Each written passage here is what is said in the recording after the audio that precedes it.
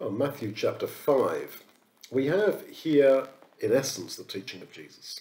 This is his first recorded statement of his message. If only we can, as it were, read the Gospels again for the first time, reading as if this is the very first time we're encountering the teaching of Jesus.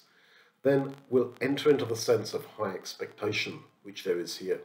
So we read in verse 2, he opened his mouth and taught them, saying, as if this struck Matthew, recalling how this manifesto of his teaching first fell from the lips of Jesus. Now, the gospel means good news, and truly this is the good news. And he gives a list here of people for whom he has blessing. The Jews believed that if you were very religious and very righteous, then you got blessing from God. But the blessings announced here are for sinners. Just look at the list of people for whom there are special blessings. The poor in spirit, those who mourn, the humble, those who hunger and thirst after righteousness. The idea is those who dearly want to be righteous, but they're not able to quite make it. The poor in spirit, those who are spiritually poor, broken-hearted, those who mourn. Who are they?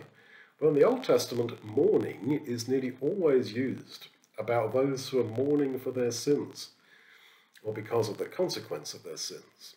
The humble is more strictly translated the humbled. Blessed are the humbled. Those humbled in the eyes of others, usually because of their failures and their sins. So the good news of the gospel is of blessing for those who have sinned, those who want to be righteous but they just can't make it, those who are broken-hearted because of their sins. These people are you and me. It's as if Jesus stands up there before the hushed, curious crowd and lays down his manifesto with these words. This was the keynote speech, if you like, of what he had to say to humanity.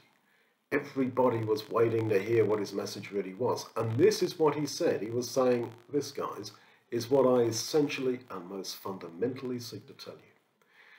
But all this is only good news if we are humble, if we realize our sins. It's not very gripping or relevant or exciting for the self-righteous, for the self-satisfied, for those who think they don't really sin very much, for those who trust in their religion, in their theological correctness, in their standing in society, in their wealth.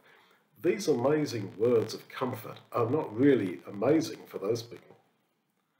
Such people will effectively think that these words are very nice and very comforting for others, but they've never really got on their knees and begged for forgiveness, begged for acceptance, whilst knowing they are helpless in their own strength to achieve it, to be righteous.